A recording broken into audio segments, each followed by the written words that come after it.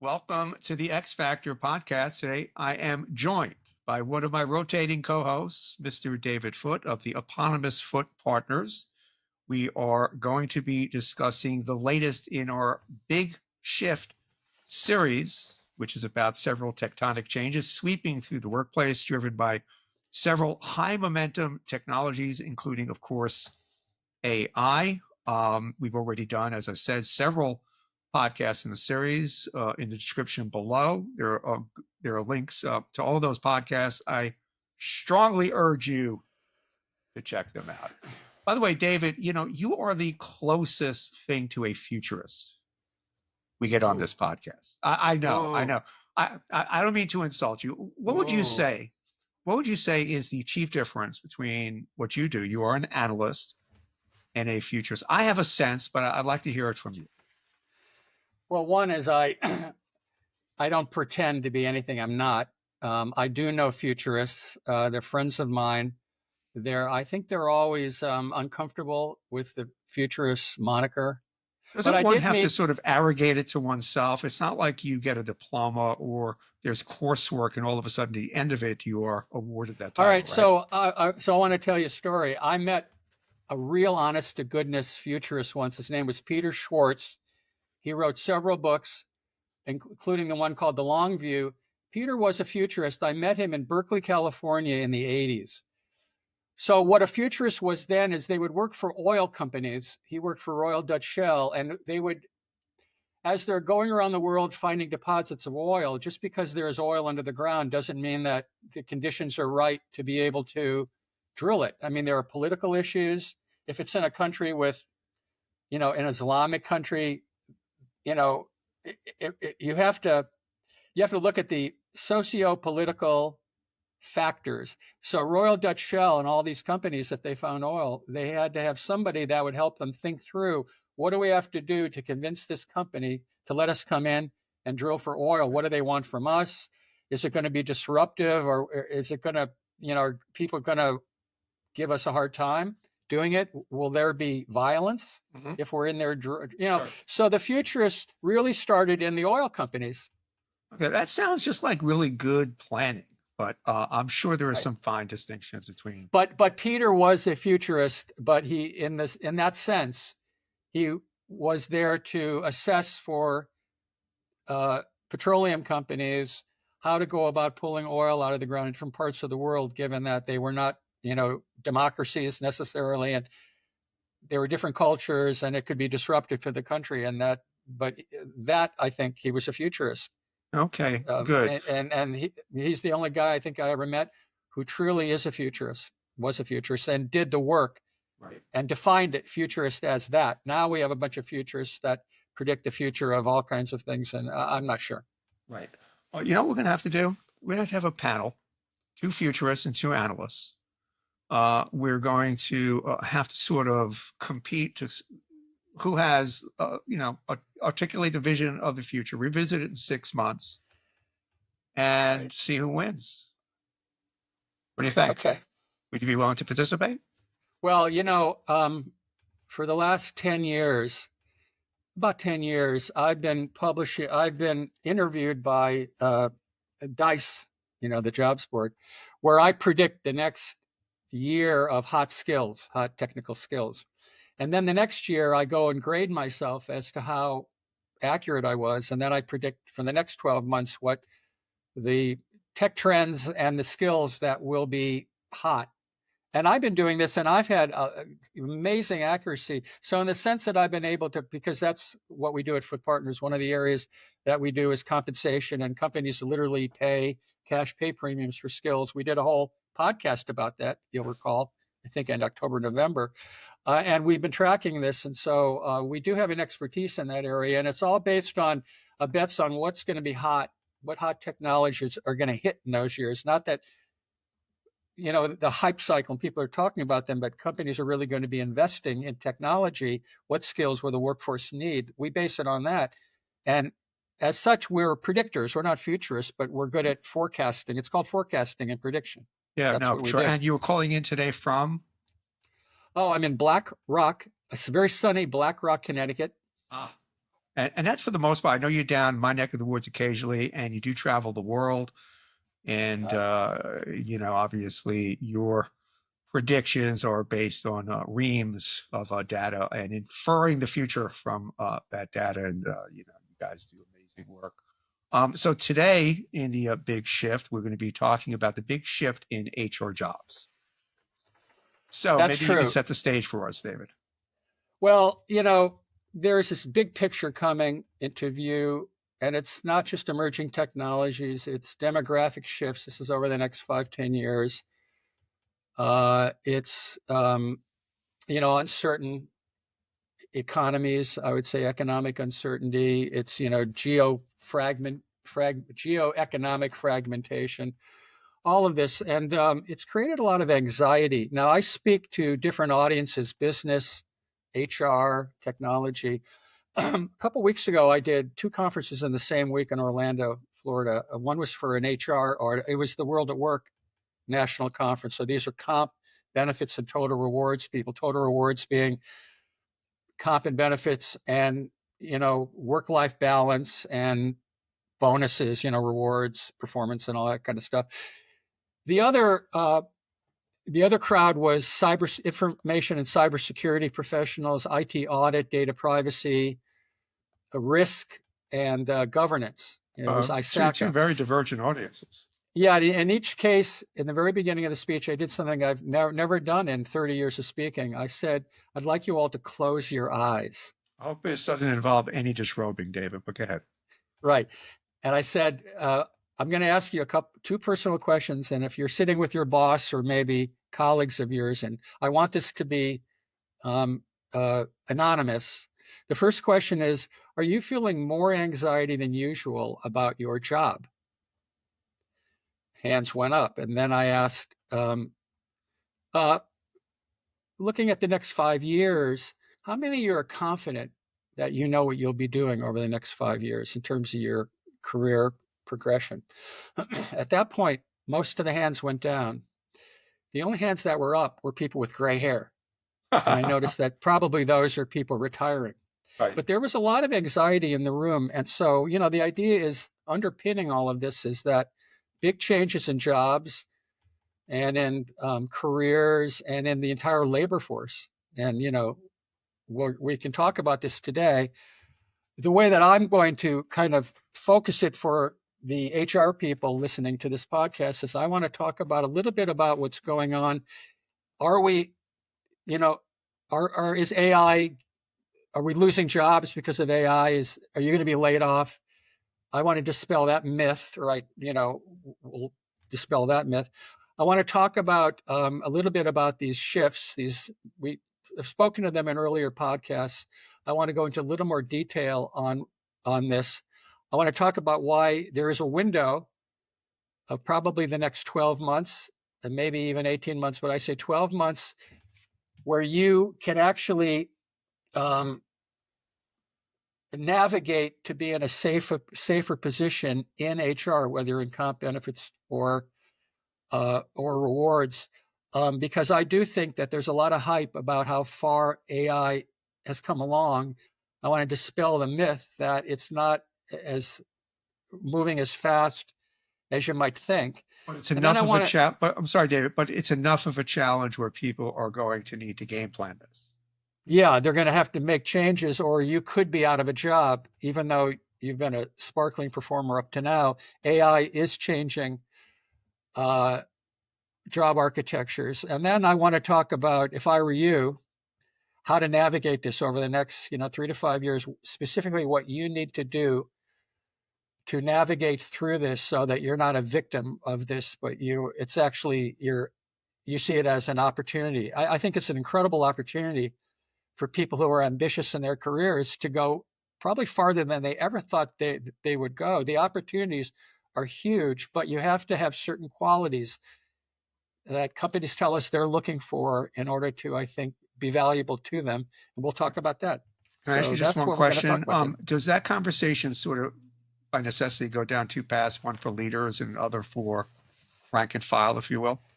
Yes, it does, and I'll talk about that too.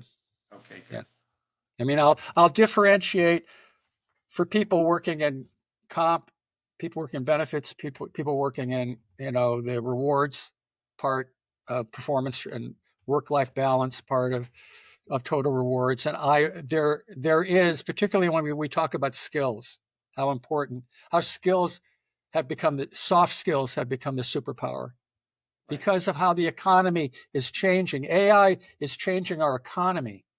It's changing how work gets done. In fact, we could just start right there. Let's just lead right into it. I think what's happening right now is we did a podcast where I talked about we're in the fourth industrial revolution. What I mean by that is maybe the first one we talked about the steam engine. A lot of things happened, and then electricity came in, and then internal combustion engine, and then the internet. And every time this happens, we go through huge societal shifts, not just in our jobs, but in terms of how we live lives, our lives. Well, we have one now, which is digital transformation, and AI is a primary driver of that. And what we have in 5 to 8 years will be quantum computing. So there's a lot of change in this. But what I want to really focus on, just to begin with, is that physical and intellectual abilities are really not the most competitive skills going forward. They have been for several years, but social abilities, that sort of, if you know what EQ is, you know what EQ is? It's like the emotional Emotional sister intelligence. to Yes. intellectual, right? So a lot of these will be the greatest contributors to your success. So not just for the sake of soft skills, but their contribution to the fact that going forward, I believe we're moving into more of an innovation economy, from a knowledge economy to an innovation economy, And if I could just stop you right there, because you and I have driven had, by AI. yeah, we've had some really interesting conversations about that. And you've actually spoken about your daughter, who works for a well-known media company. She's in her mid to late 20s. New media And company. I'm Yeah. sorry, A new media a company. new media company at that, but a prominent, very well-known media company. And you have spoken with her about the major difference or the things that AI, at least currently and perhaps the foreseeable future, cannot do, and that's innovate. So that is clearly something that we could bring. You talk about an innovation economy. Is that the term you used? An Yes. innovation mindset. Yes. So We're what is moving that from a knowledge economy, which is what we've been in pretty much since to an innovation? uh, the personal computer and the internet, to an innovation economy where humans have ideas and invent, and then they turn those into products, entire industries, entire economies. Since machines do a lot of the knowledge part of this now, the human part is the innovation part. So we're moving into an economy now where people with entrepreneurial skills, ideas for products, ideas for services, who can do things that machines can't do. For instance, what companies tell me now when they're filling jobs right now is that when they're doing job architecture, which is actually defining what the job is, what are all the duties and responsibilities, what are knowledge and skills you have to have, what are the tasks that have to be done, and what experience do you need? They're asking 3 questions. So as far as this jobs are series of tasks. As far as that, the first thing is, what tasks can be done completely 100% by an AI robot, an AI agent, or a robot? What part of the tasks uh, will be something that will be done with a human collaborating with a robot or an AI agent? And what part of this work can only be done by humans? That's how they're designing jobs. So let's say that you are looking for employment, knowing that they are defining jobs, architecting jobs, asking those 3 questions. You have to ask yourself, so they're going to want to find out what my AI literacy is. They're going to want concrete examples of how I have used AI on the job to be more productive, to be at a higher performer. And if you can't come up with actual examples of that, it's going to be very difficult in the next 3 to 5 years, increasingly, to be able to find employment. That's why so many people, I think, who are already well along in this, they're probably going to be thinking more or less of starting their own companies right now, maybe being gig workers. Maybe they've been working for other people for a long time. Now they have the ability to go out, work independently, start companies, build companies with other people. If you're looking for a job and you know that this is now an important differentiator, this idea that you have an entrepreneurial mindset, how do you project that? How do you demonstrate that? And on the other side, what are you looking for? Right. That's what we're going to talk about today, as a matter of fact. But this idea of AI literacy, put it this way. What is AI literacy? It's the ability of people to effectively and responsibly use AI in some context, whether it's business or society. Again, whether it's sort of government, private industry, or not for profit. There are three things about it that everyone has to know. We have this idea that AI creates value, right? We have this inherent idea out there, and yet there's very little ROI associated with a lot of the billions and billions and billions of dollars that companies are spending in AI. They're not even answering the question. We don't need AI for fear of missing out. We're going to put billions of dollars into experiments in AI, and boards of directors who are stewards of the shareholders, they are allowing companies to spend enormous amount of money without any defined return on investment, which you always have in a business plan. So the idea is we think there's value, but there are risks to AI. So what are the implications as far as risks and value? We seem to be looking a lot more at value these days than we're looking at the risks of it. Have you noticed that?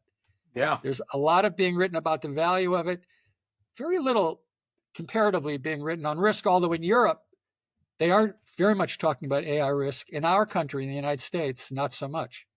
There is some legislation, but there's not a lot of it. So the other thing is to be AI literate. If you're a senior executive or a manager in a company, here's the first differentiation I'm going to make with managers.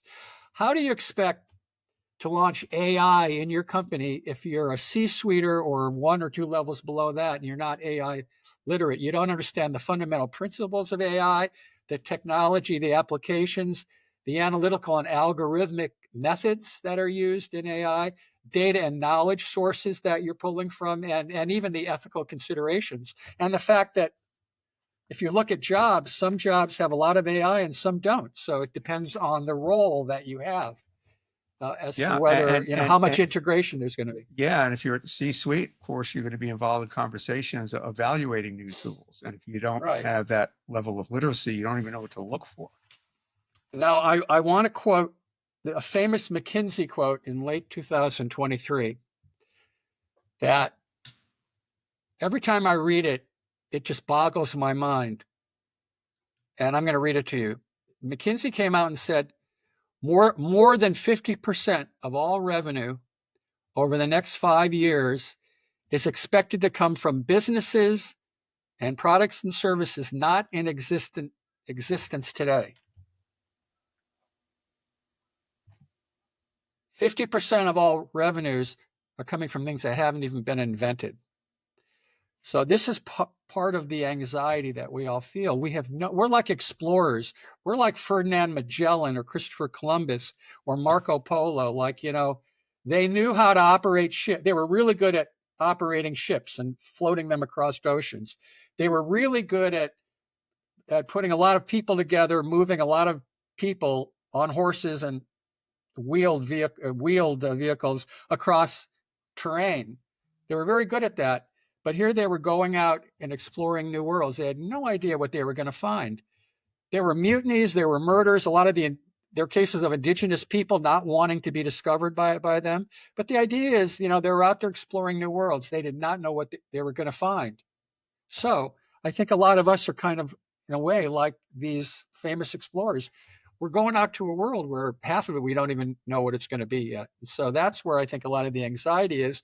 And we keep pushing this narrative that AI is going to be going to make it all better for us. And in fact, I think there are risks as well as rewards to all this. There was recently a survey of C-suite executives, and only 1% of them described their AI rollouts as mature. Half of them said, oh no, we're totally nascent or emerging. So IBM did a study this year, and 50% of the 2,000 CEOs that they surveyed acknowledged that the pace of AI investments right now has left their organizations with disconnected, piecemeal technology. It's been disruptive. Not only has it not been earning them money, but it's been difficult for them to sort of culturally and operationally go through all this. And the only industries that are really showing early promise where it looks like an ROI. There's at least a discussion of ROI, and in some cases, some actual ROI, are healthcare, pharmaceutical industries, technology, media and telecom, consumer goods and retail, and a couple of advanced industries. Those are the only ones right now that I think are beating the average. The reason I bring this up is I want people to know that, about 60% of employers that we talk to say they expect that technology is going to transform their businesses in the next 5 years. Data that we didn't come up with ourselves, another, I think this might have been, it wasn't Gartner and it wasn't McKinsey. I forget who it was. Maybe it was Goldman Sachs. They had a survey that said that 51% of the C-suiters that they surveyed expected that AI will produce a 6% or more revenue increase in the next 3 years. The interesting thing that we've learned lately is that about 40% of the existing skill sets of people in jobs right now will be completely outdated or transformed in the next 5 years. Now, LinkedIn says it's going to be 70%. So somewhere between 40 to 70% of the skill sets that all of you listening to this right now and us, the hosts, have will be outdated within 5 years. That means that you have to figure out exactly if again, you're a comp benefits or total rewards person, So, you have a gap there. You need to fill it. there's a lot going on in this conversation. I mean, Yes. so for instance, there are some things you can do now, right? You could increase your AI literacy. You can develop more of an entrepreneurial innovation mindset. You could acquire certain skills. To some extent, it's almost glib to trot out the old Wayne Gretzky bit. You don't go where the puck is, you go to where the puck is going to be. It is very hard to game plan jobs and roles that are not here yet. But Yes. I'm talking to the guy who can give us a glimpse of it. So we're having the right conversation. I am. Yeah. But I just want to make another point to get to that. So, there are some things that people, leaders, rank and file couldn't do. There's obviously going to need to be some embrace of the notion that things are going to change. We're living in uncertain times, fast changing times, and you can't go in saying, okay, the 60% of what I'm doing is going to need to change, right? You still need to be gainfully employed. You need to figure out. It's almost like you're a fullback, you're a halfback. You got to find the holes, right? You got to find the holes, and that's kind of what you got to do. But are there?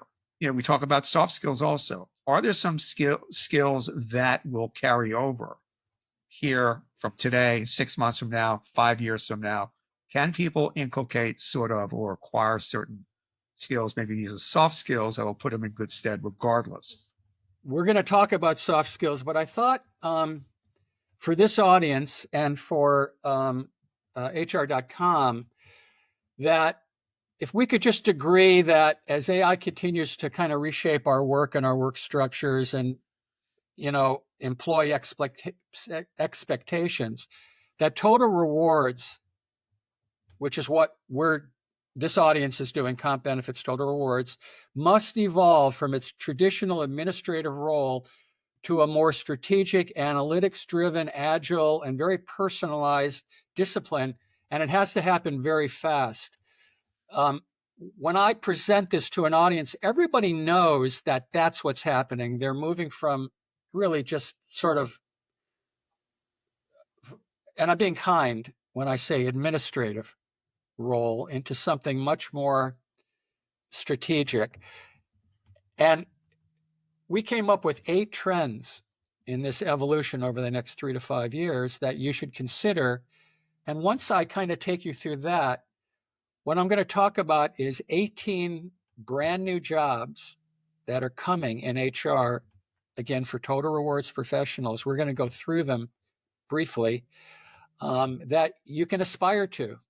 And then we'll talk about soft skills, because they are becoming, what we're learning, the superpower in this new innovation economy. As I said before, it's not so much your knowledge, your physical and sort of intellectual abilities, although intellectual is important. It's how well you work with other people, how well you collaborate, not just with humans, but with machines.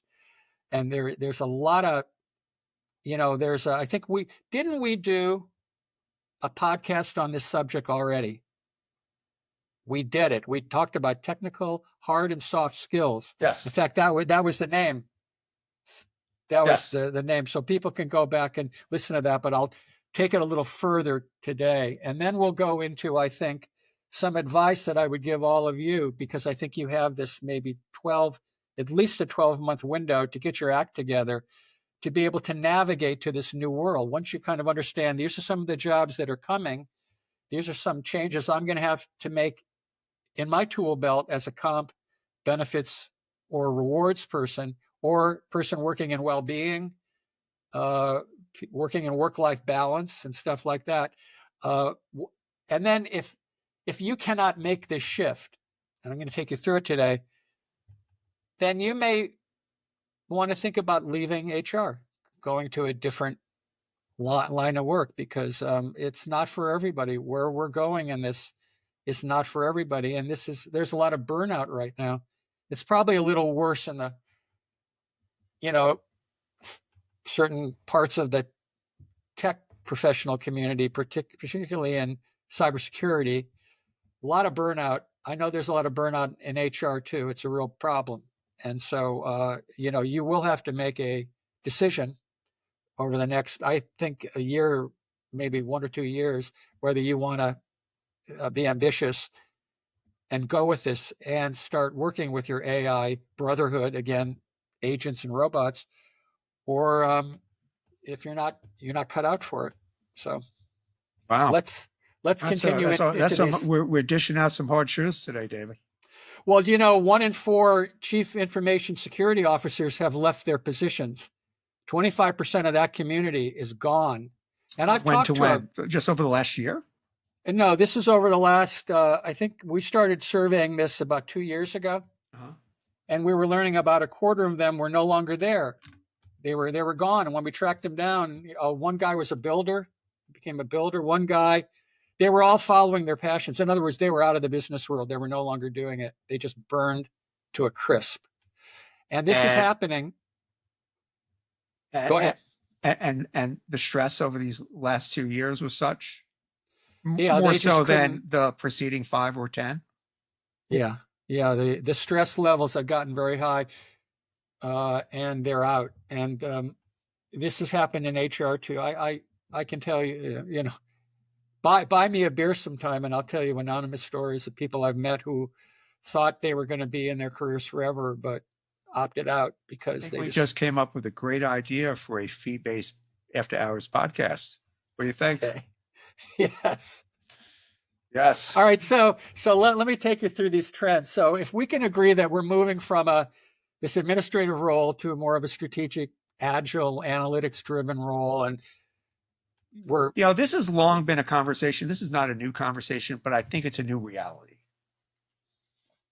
Well, we're shifting from a one-size-fits-all kind of way of looking at HR to a one-size-fits-one, as AI will help you customize rewards by demographics, the stage that people are in their career. And, what basically AI enables a hyper-personalization.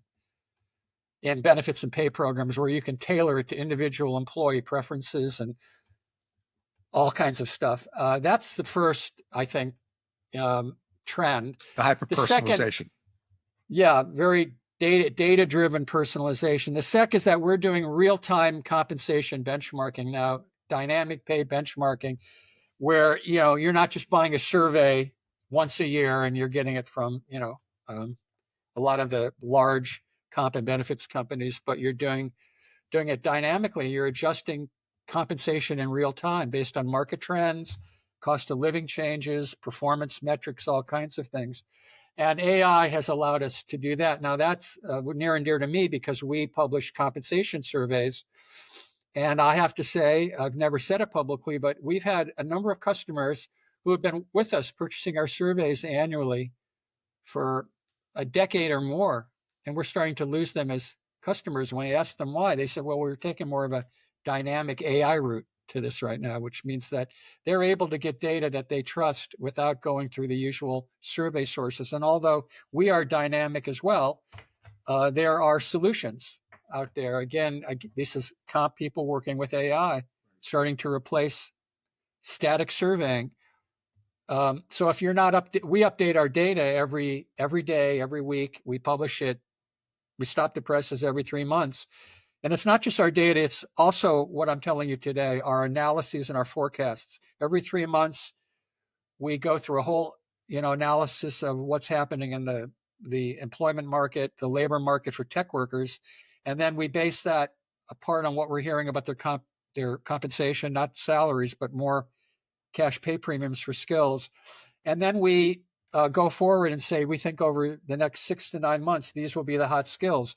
Again, as I said, we're very, very good at doing this because we've been doing it for years and because we're all ex-Gartner and Metagroup people. Like I started as a tech industry analyst, but I worked in HR earlier in my career. So it's really easy for me to kind of, and I worked in business too, to be able to look at data that is from the past and look at technology adoption rates going forward, like AI, and then predict which skills that we're seeing will probably be more valuable in the next 6 to 12 months than they are right now. That's how we do it here.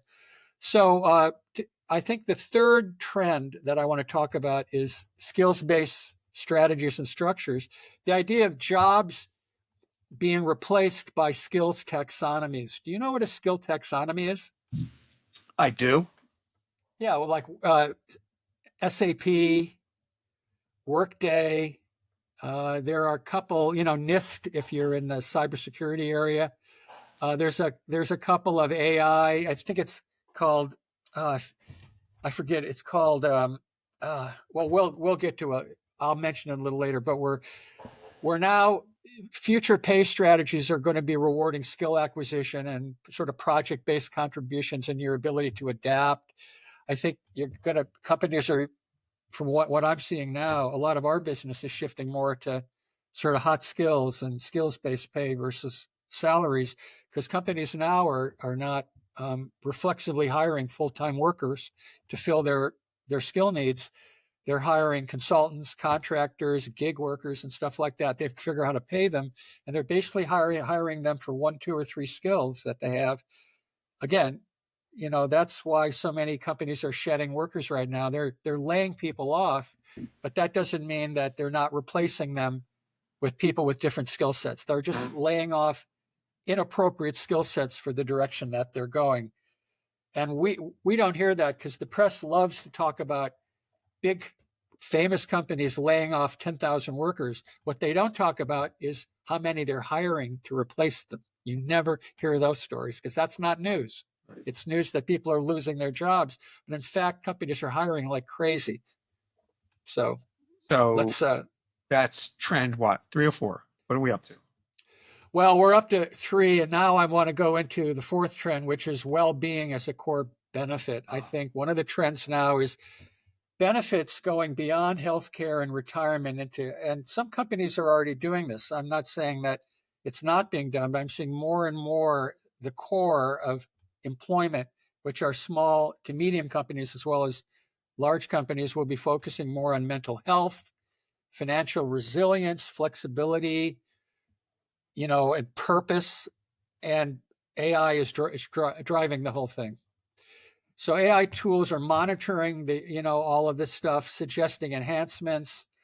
But again, we're talking mental health, financial wellness, all kinds of things. Yeah, I Again, the saw personal. David, I saw the other day or the other week a survey out of Harvard. I forget who exactly put this out, but they were comparing the trends and usage of AI last year and this year. Yep. Last year, in the number 2 slot was companionship and therapy. In the number 1 slot this year, it's companionship and therapy. Right. Kind of interesting. So deeply, this is where the personalization comes. It's not one size fits all, one size fits one. So the fifth one is pay equity. Are you familiar with pay equity and Yeah, well, transparency? Is that when my World at Work days, we spoke about that quite a bit. Yes. Yeah, well, digital tools and even some of the DEI mandates. And by the way, DEI is not dead. It still exists, no matter what you're hearing on the news about the federal government and DEI. DEI is still very popular. And the idea is digital tools are pushing organizations towards, greater transparency in pay and global equity alignment and all this kind of stuff, predictive audits and, more visibility in these areas. The sixth trend will be, the automation. Well, what we usually talk about, automation of routine tasks, routine processes. The human focus, as I said, shifting more to strategy and workforce design, and AI handling a lot of the job evaluations, the market planning and analysis, merit increases, which basically frees the leaders, HR leaders, again, another distinction, to focus on strategy and workforce transformation. They're not doing the drudgery work. They're doing more of the, how can we make people happier? How can we get higher performance? Again, AI is going to help you with, once you make the decisions, the dashboards, the monitoring, the auditing, all of that. But, they're not going to give you great ideas for the next 2 or 3 years based on what as humans we know about other humans and Right. what they need. All right, two more to go. Let's call the seventh trend, total rewards and strategic workforce planning and alignment. That we've talked a little bit about that. Again, these things intermingle, but the idea is forecasting talent needs and reward models using AI driven business scenario simulations. This is modeling. And rewards teams partnering more with people from around the company, the finance departments, the product groups, all the analytics groups. I mean, the idea is your HR is it used to be that there was a relationship manager between, say, the HR department and the technology people, right? But now that technology professionals are everywhere in the organization, I'm saying those skills of HR business relationship managers, those skills will be common to most HR workers. So here's a tip. If you're looking for how you can, again, align more with, these trends going into the future, find out what makes a good HR business relationship manager at your company. Find out what they do. You'll find that they have a lot of incredibly good soft skills. They're very collaborative.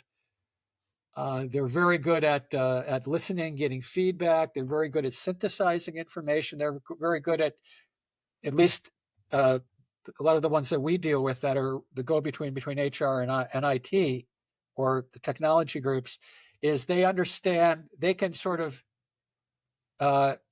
translate what the tech groups need to the HR people who don't have a big grounding in technology, and they can translate to the HR groups, what the tech people, so the tech people understand the job of the HR people, which is compliance and regulation, and again, a lot of control kinds of things, while the IT group is out there trying to earn profitability, market share, higher customer satisfaction, revenues for the company. They want to move very quickly. The idea is there are risks in doing that. Now, we've always been very good at labor risks. I mean, that's, employment laws, They're different from country to country.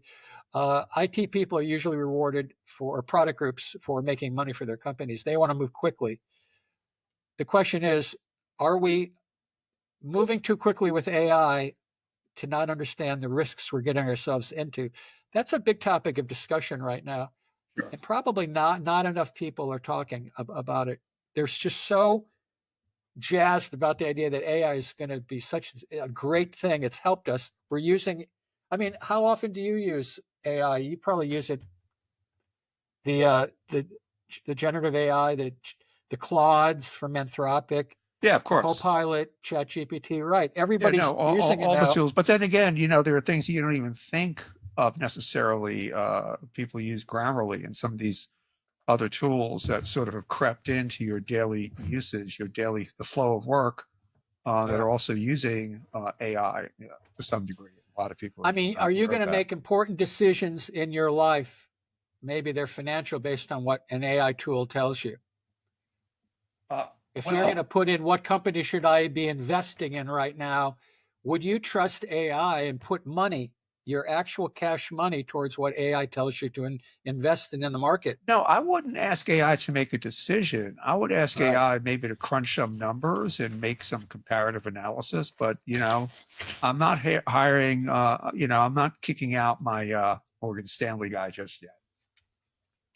Right. And I just gave you one. There are several other examples. The idea is you have to be very careful with just, and by the way, when we talk about AI in this conversation, we're talking about three different things. One of them is generative AI, another is applied AI, and another is industrial AI. Like things that a lot of the things that I've learned over the last maybe year to 2 years are there's a lot of AI going on in companies, but it's behind the scenes. It's in infrastructure things that aren't written about unless you read tech magazines. Everyone knows about ChatGPT, but it's like an iceberg. There's a lot going on in terms of automation, and improving systems and performance and all that AI is doing that you never hear about. So you just hear about the ones that consumers can relate to, Yeah, non-technical the other people. right, the other stuff that's sort of beneath the borderline is shadow AI problem. Yeah, there's a lot of that too. The eighth trend, ethical AI and governance in total rewards. As AI is used to reward decision making, ethical frameworks and transparency will be critical. So there has to be somebody working on ethical AI in terms of these, you know, pay equity, transparent frameworks so that there's fairness, there's compliance, but also fairness. And it's about, managing bias risks and all kinds of things. That's the one thing that we've always heard about, how there might be a certain bias in the use of AI because bias has existed for years. But if you're going to manage bias risks, that's very important. So those are the eight trends. I would say the new career mindset for people in HR is to pivot from being sort of compliance driven administrators to data savvy strategists, thinking like futurists, product designers, and, experienced architects, by the way, is probably the best way to put it. I think you have to embrace, instead of rigidity, standardization, and secrecy, you have to embrace agility, personalization, and transparency. So that's things. So you move from agile to agile from rigid, personalized to standardized, and transparent over secrecy. And I think you have to become AI literate. We talked about what AI literate meant before. That's where it starts. Yeah. So I would say that mindset is those three things right now. Yeah. Now we can move into some of these emerging roles. How Yeah, I much just time want do to we have? before we get into that, I just want to make a comment. Ethical AI. We actually initially with AIX, were really focused on responsible AI, ethical AI, and then realized, particularly with our audience, HR was a little bit too narrow of an aperture, which doesn't mean it's not important. It's critically important, but we had to widen it to get more engagement. But of course, we always come back to that theme because it's so important. The mitigating bias, the transparency, the accountability, all that stuff. Yeah. So now the big reveal. This is what we're all on the edge of our seats for. The glimpse into the future by way of Mr. David Foote. These jobs that don't exist now but will in the future. Well, we talk to about almost 4,700 companies on a regular basis. A lot of what we're talking to them about, since we specialize in tech labor force and analyzing when you and forecasting. Say talk, what do you mean? Survey, literally talk? They're research partners, and so we ask them at minimum, they have to share their compensation data with us for what we call technology professionals. Proportionally few of them work in IT departments now. Tech professionals are in every corner of the business. They're in corporate departments. They're in lines of businesses. They're in new product groups. There are some in the IT department, although the IT department was largely outsourced over the last 10, 15 years. So what's really left are analysts, architects, project managers. Quite frankly, that's it. I mean, there's not a lot, and architects, I think, too. A lot of those, infrastructure jobs have been outsourced to third parties, managed services. So now you have a lot of people throughout the organization, and HR, of course, supports all of this. So we always point out to them that, these are not an IT group. These are people that don't just use technology in what they're doing in the marketing department or operations or the sales department or even in HR. They're not just using it, they're building it. They're designing it, they're building it, they're speccing it. Maybe software engineers or programmers are developing it. They're doing feedback loops, they're doing modeling. And so a lot of this stuff comes up in these new jobs. Very quickly, I'm going to read you off 15 that we think are told by these 4,700 companies when we ask the question. By the way, so what we do is we ask them questions. We get their data comp, that's table stakes. And then we come back to them and we basically survey them, but we prefer to talk to them directly rather than just send out surveys. Because if you send out surveys, people don't fill them out. We actually have relationships with these companies that have developed over many years. I think we're up to 4,661. And that's just in US and Canada. That's a lot of people. So I have about 400 to 500 people that I talk to as the chief research officer here that I've developed relationships over the years. And I think they're very thoughtful. I think they represent, they go across like 40 industries, also the public sector. And I have a very, the kind of relationship where in a very short amount of time, I can pose a question, they can answer it. Like we have a shorthand on how we talk. Sometimes I say, look, here's 5 questions we're going after. We update every 90 days. So over the quarter, here's 5 questions, some research ideas we're coming across. If you have anything you'd like to add as to what you're doing at your company, please talk to us. We have NDAs in place with most of these companies, so they can share with us confidential information and we're not going to reveal it. That's part of what I think our magic sauce in this is, that we're trusted in the industry.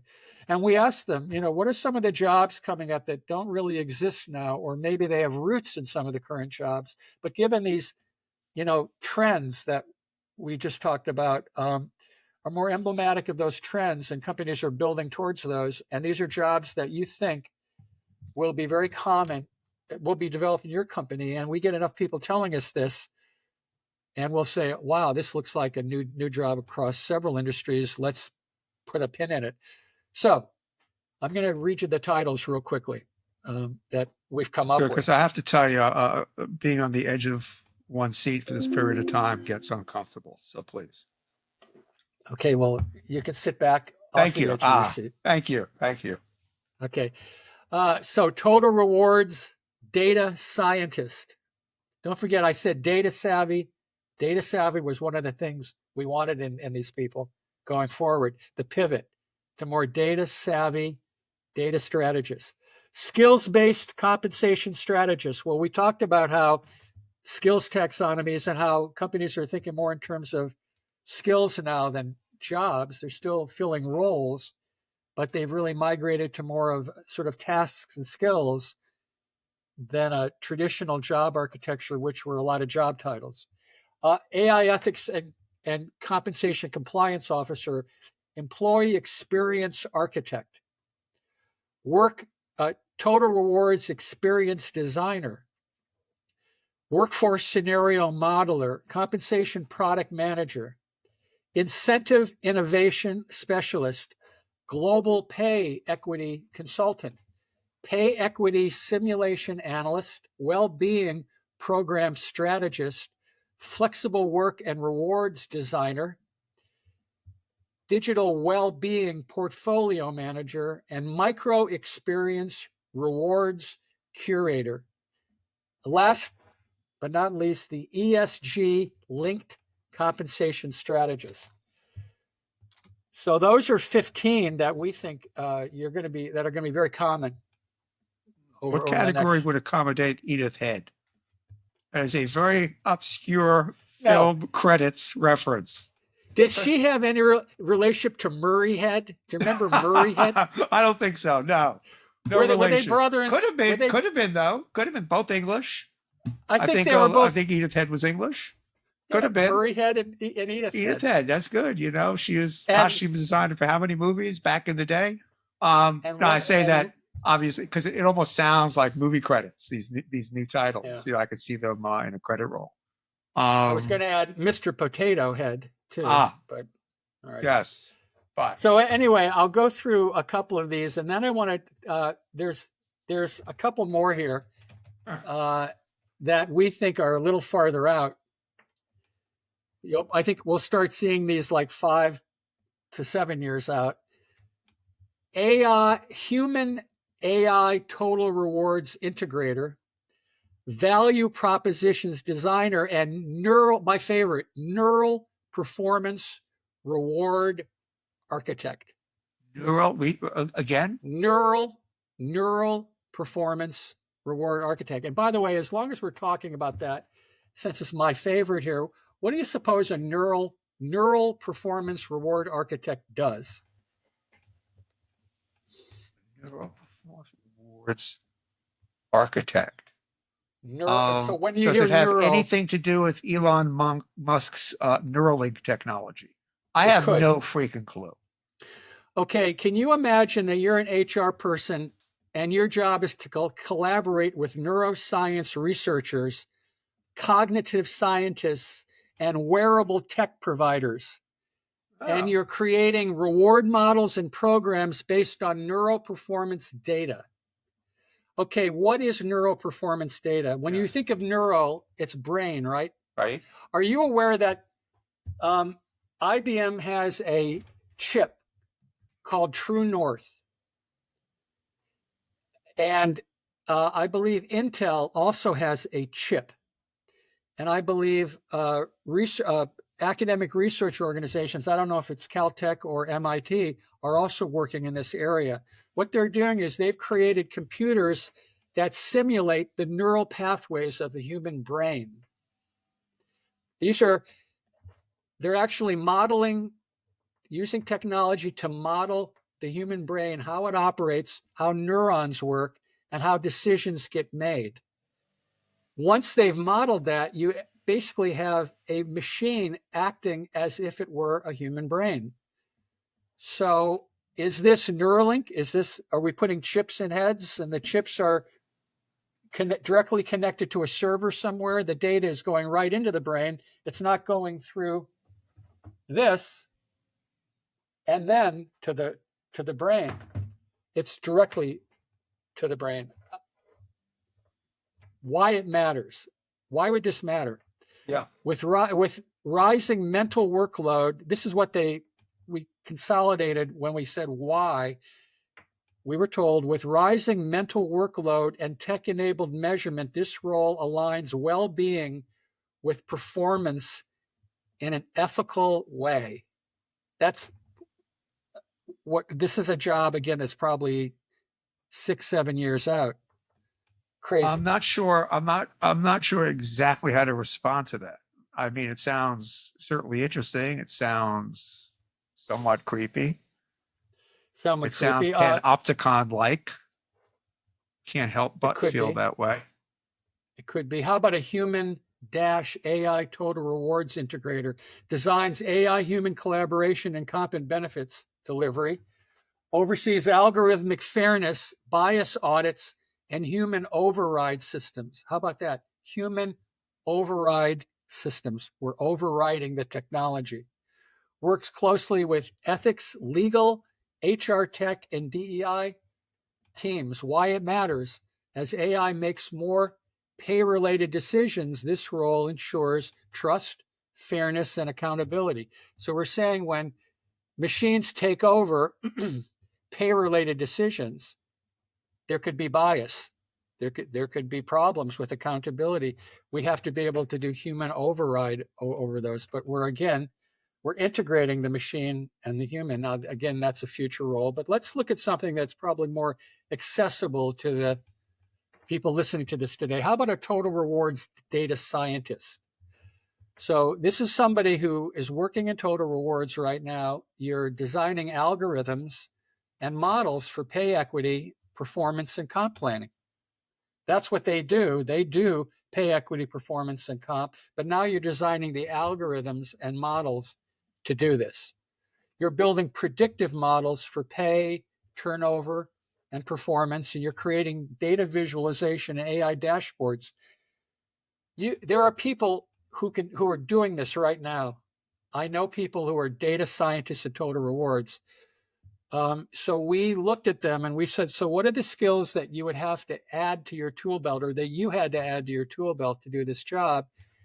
They said, and what could we tell people? They said, well, learn Python, programming language, use R language, learn Power BI and Tableau, learn basic machine language and comp analytics. That's what you do. So now you're starting to get into the role of tech workers. We actually track all those skills in our IT skills and certification Pandix. We can tell you exactly what, if companies are willing to pay extra for Python or for R language or Power BI, you might even be able to earn extra pay for some of that.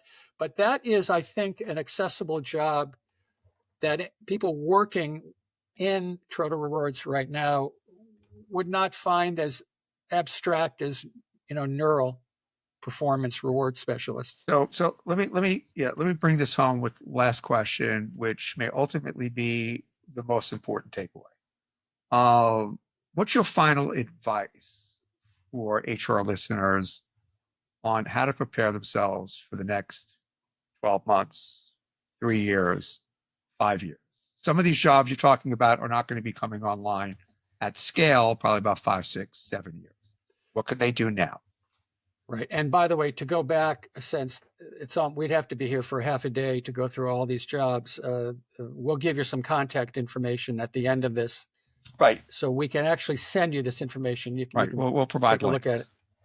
Right. Well, I'm going to answer that question in 2 parts. There was recently the World Economic Forum.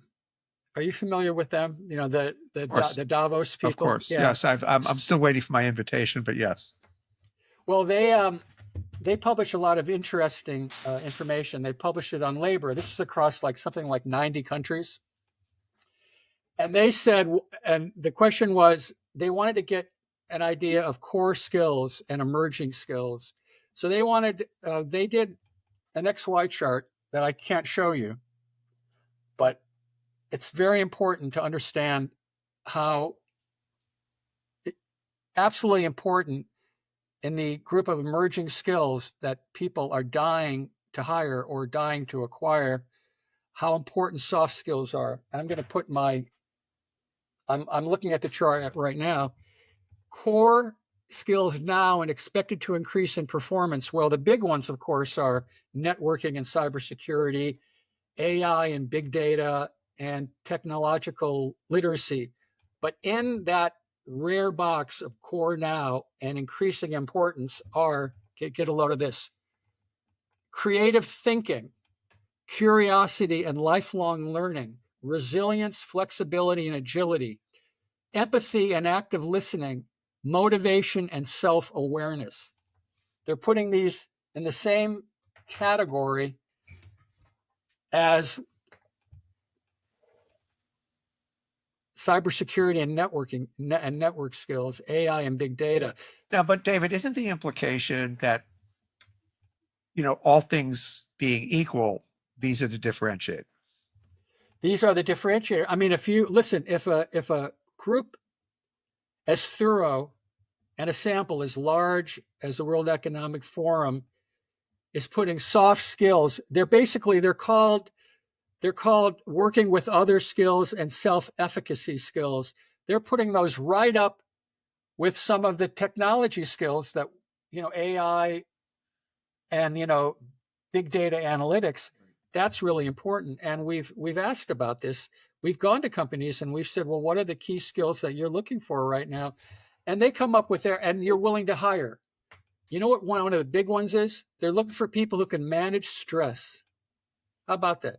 Manage their own stress. Manage their own stress. Yes, manage stress, because they said that one of the problems is we've had really high performing people here that we hired because we saw that they had an ability to operate at a very high level and could make real contributions, but they burned out. And some of them left. It was a problem. There was a lot of burnout in that group. So now we're looking for high performing people who don't burn out. So they've said we have a way in our interview cycles. They might interview them 4, 5, 6, up to 10 times. We're looking for people with the traditional soft skills. They're motivated, self-aware, they're authentic people. What they do, they're not leading double lives. What they are on the job and off the job, virtually indistinguishable. They're curious, they have critical thinking, they're resilient, they're flexible, they're agile, they pay attention to detail, they have good time management, but they know how to manage skill. They know how to take personal time off. They absolutely know when they need PTO. They know how to disconnect from technology. These are people who think nothing of spending an entire weekend without any technology, completely disconnected from all their tech. This is part of the way that they recharge themselves. Some things like these are starting to show up right now. So to answer your question, these soft skills, companies are looking for them if they have 3 candidates that from a sort of a technology or practical skill are pretty much the same. They will choose the person with the best soft skills. That's what I'm saying. They're telling us we can teach technical skills, but we can't teach a lot. To a certain degree, we can teach some of these soft skills, but we are bringing in people who will work well in our culture. And if our culture is we're working under a lot of stress, short-term timelines on projects, long-term timelines on some projects, but you got to be agile, you got to be flexible, you got to roll with the punches, and we don't want you burning out. We'll do everything possible in terms of your well-being. We talked about that before, how important those sort of future well-being programs are. As far as every aspect of your life, we're going to help you, but we need people who have shown that they can work under stress and not burn, because that's been a big problem. So I'm saying the first part of your question is you have to pay attention to these soft skills. However, I think there are 3 things. I think you have to look at your job, all of the comp, benefits, total rewards people listening today, as not a career ladder, but kind of a career web. There's 3 things that you have to have in place. I think over the next 3 to 5 years, you should be working on. You should have a good, strong tech foundation plus AI integration. Understand the technical parts of what you do, because that is something that matters, but you also have to be able to integrate that with your AI partners. So I think that's what's important, developing practical AI skills, understand how to integrate AI tools into existing systems and workflows that you're doing right now, and stay current with that. That's number 1. Number two, business and strategic thinking. Building financial acumen. You're going to be starting to work, participating in, not again, typical administrative activities, but you're going to be working on teams of people who are evaluating business and technology investments. You will need a certain amount of financial acumen. You need to understand How to read a balance sheet. Basic stuff. Right. It's coming at you. You're going to be working in more revenue producing parts. You're not just going to be a cost center, just like IT. It's kind of like IT. IT was a cost center for many years.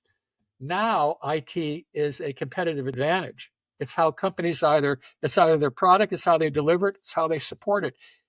It's a real financial competitive advantage, profitable from a profitability point of view, from market share and customer satisfaction. It's kind of like it's happening in HR right now. They're going to be looking at you, again, not just how you're spending their money, but can you help us produce? Can you help us design products? Can you help us build job architectures and workforces where people don't burn out? If you go back and look at these 18 jobs of which I only talked about before, you'll understand exactly why all of this will pay off. The world is changing the very definition of what HR people do. Human-centric skills. That's one of the things that, don't forget, the word human is part of human resources. It's part of HR. You're still going to be participating in all of this stuff from the point of view of benefits and well-being programs and financial rewards and compensation, but you're going to be leading more cross-functional teams and managing a much different group of stakeholders. And you're going to be focusing on a lot of the ethical implications of technology and total reward implementation. And I think you're going to have to be very good in terms of collaboration and communication and all this, because you're going to be working with a very different group of people going forward, is what we're learning. So in the beginning, there's three things. I think I want to end with this. And this is something you've heard before. There are books written about it, so I don't need to go into great detail. We'll give you a book list, actually, on this, but building your personal brand. Now, when I say personal brand, what does that mean to you, Charles? Do you have a personal brand? I'm sorry? Do you have a personal brand? Do you ever thought about it? It's funny because I kind of wrote something about this. I make a distinction between brand and reputation. I know what my reputation is, or at least I think I know what my reputation is. My brand, I don't spend a lot of time thinking about brand. I know that people do. I know that there is quite a bit of literature on that, and there are people who work with you on refining your brand and projecting it. So I just sort of make a distinction because. But I take your point. But what's your definition? Well, I think there's 5 things that I want to leave the listeners with about building your personal brand. Your brand is your natural self. It's your best ally. Nobody can lead a double life. I'm sorry, not to get too semantical here, but I say the opposite. But it's just a matter of terminology. That reputation is the authentic thing, and brand is something manufactured. One is juice, the other is a juice product. I mean, we can debate that. Yeah, but I think the point is right. Yeah, I don't want to get too fine with that. Yeah, but I think in today's fast-paced information age, I don't know, and all this AI in particular, all this stuff coming at us. Again, we have no idea. Half of all the revenues in the next 5 years haven't even been invented yet. So we don't even know what this is, but we know it's moving very fast. But nobody has time or energy to lead a double life. That's why companies 90% of the companies that we talk to say that when they're hiring people, they're looking at every bit of evidence of who that person is. They're looking at all of their social media. They have teams of people that just go through social media of people that they're considering hiring. They want to make sure that the person that you are off the job and on the job are the same people. They're matching you. Listen, there's nothing worse than hiring a really talented Gen Zer who comes in, demands a promotion after 12 months and then leaves. I mean, that's the knock on Gen Zers. And the idea is they want a Gen Z person to come in and spend 5, 6, 10 years with them. They want to build on top of that person. So the idea is build your brand based on who you aspire to be. Don't necessarily focus on your present strengths. Instead, focus it on areas that you want to develop in you. So Where that's the what we're puck is, trying. where you think the puck is going to be. Yes, it's what you aspire to be. Now, in the typical career ladder, you're level 1 programmer or software engineer, and you want to be director, right? So, there's that ladder. But that ladder, there aren't too many ladders anymore. There are more webs where people like in IT, people would move over to product groups, and they'd learn all about how products are designed, and then they would be functioning as one of the technology thinkers in that. Now they have DevOps where they're doing development operations, and DevSecOps when they're building products. The development people, the security people, the operations people are working together from day one. It produces a better product, a faster product, fewer mistakes get made. It's been happening in the tech world forever. And I think it's been happening all over the enterprise now because you have to act quickly. It used to be it would take months to design a product. Now it's like 3 days, and then they start testing it. So, we're talking about really fast development cycles. Third, be consistent in your brand. You have to make it very personal. It should be true to who you are. And you have to live up to it, continually explore, what you'd like your brand to be. Your brand can change. In fact, if you are aspirational in your brand, it's going to change. You have to network and grow. I told a group of HR people, again, there were like, I think 7,000 people at this conference. In my session, I said, how many of you go to conferences outside of your immediate work area, HR, like this conference? Very few hands went up. I said, you should be going to business conferences. You should be going to tech conferences. You should be intermingling with as many people who are not like you, because I guarantee you will be working more closely with some of these people, and they may even be somebody who would hire you. The idea is you need to get outside of your immediate confines, your colleague network, and you need to grow it into other areas of the business because you're going to be much more collaborative. You're going to be much more strategic in your focus going forward, even if you're 24, 25, 26 years old. And then the idea of, go beyond your technical skills, build your soft skills, focus on the fact that they are going to be your superpower going forward, which means you may not get another certification in your CBTR area. You might want to look at building some of these other skills and investing in these things. You mentioned it before, going to business school. It's not an old idea. It's an idea that we've been talking about for 25 years. IT people saying, don't get another technical certification. Go to business school. Learn how to read an annual report. Yeah. Great advice. Now there's certainly some value in that.